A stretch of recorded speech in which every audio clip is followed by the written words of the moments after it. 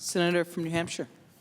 Madam President, I come to the floor this afternoon with my colleagues, Senator Bennett and Senator Cardin. I think we're going to be joined shortly by others, Senator Blumenthal and Peters, and I'm not sure who else. But we're here to register our strong support for the legislation that we just advanced with the vote earlier, the 67 positive votes for the security supplemental. This bill would give critical support for partners like Ukraine, Israel, and Taiwan.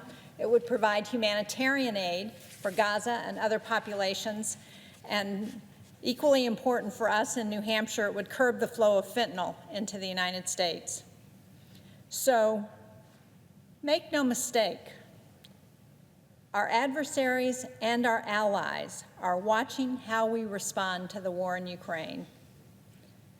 If we allow Vladimir Putin to continue his unprovoked attack on Ukraine, who knows where he's going to stop?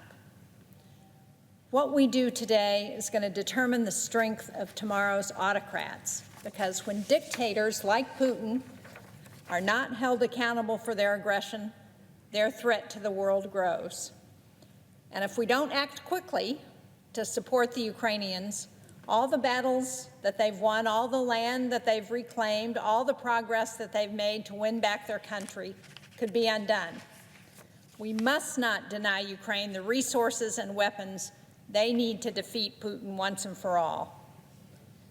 Right now, Ukraine is just 20% of the ammunition and artillery it needs as Russia continues its advance, and 85% of Russia's missiles are now foreign-made, and Iran supplies 70% of its drone capabilities. You know, for anybody who's worried about Iran, and I'm on that list of people who are concerned about Iran's threat, not just to the Middle East, but to Ukraine and to the United States, defeating Russia in Ukraine is one of the most important things we could do to stop the threat from Iran. The threats we face are so interconnected, and so our response to our adversaries must also be interconnected. This bipartisan supplemental funding agreement follows through on our promise to stand by our friends in Ukraine, in Israel, and in the Indo-Pacific. We must not abandon them now. How will we convince our allies in the future that we're going to be there to support them if we abandon Ukraine and say, sorry, we can't help you now? I recognize that for a lot of Americans, including some in my home state of New Hampshire, many of the problems that this bill addresses seems like it's about far-off issues. But I want to be clear that what happens in Ukraine doesn't stay in Ukraine. Putin's illegal invasion is directly targeting American consumers. His obstruction of Ukraine's grain imports in the Black Sea threatened a global food security crisis. It's caused prices to rise around the world. It's caused the threat of famine in parts of Africa and other countries. America's support and coordination with our allies has helped to ensure that Ukraine can restart those exports that are needed to feed the world. With the support of the United States and our NATO allies, Ukraine put Russia on defense in the Black Sea.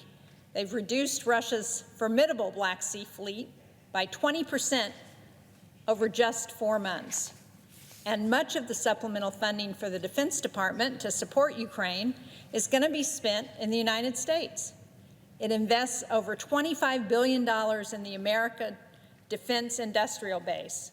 That expands production lines, it strengthens the American economy, and it creates new jobs. These funds also ensure that our own military can backfill our own stocks and maintain U.S. readiness. Perhaps the most important piece in all of this, Putin's expansionist agenda, could lead to an attack on a NATO ally, and that could draw the United States into direct conflict with Russian forces. We don't have to talk to too many of the countries that border Russia or that were under former Soviet control to hear their concern about what happens if Putin is not stopped in Ukraine, the potential for him to go into the Baltic countries, to go into Poland, in Moldova. I have 4 grandsons.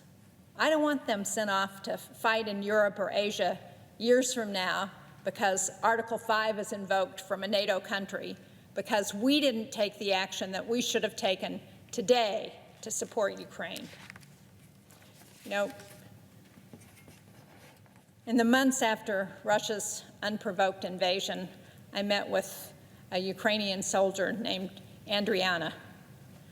She said to me something that I will not forget, and that I've said to people in New Hampshire who asked me about this war. She said, "Give us the weapons to fight the Russians so that you don't have to." Well, last year I saw her again as she recovered from a traumatic injury that she sustained on the front lines and temporarily paralyzed her. And you can see the challenge. This is Andriana as a soldier, and there she is in the hospital bed. But her spirit was not broken. I got a chance to see her again as she was recovering. And she reminded me that Ukraine has a motto that's much like New Hampshire's motto. It's freedom or death. That's not so different from New Hampshire's motto, live free or die. My constituents understand what it means to stand up for our freedoms. We have a long history of doing that. And it's people like Andriana who we're supporting, brave defenders of democracy in Ukraine and every corner of the world, who are standing up for democracy for us in America and democracies around the world. And it's critical that we support those brave Ukrainians so that they can win this war, so we can say to Vladimir Putin and autocrats across the globe, we are not going to let you get away with taking over other countries. We are not going to let you get away with the human rights atrocities that you've committed. For our whole history, the United States has been on the side of freedom. We cannot waver now. We must pass this bill. Thank you, Madam President. I yield the floor.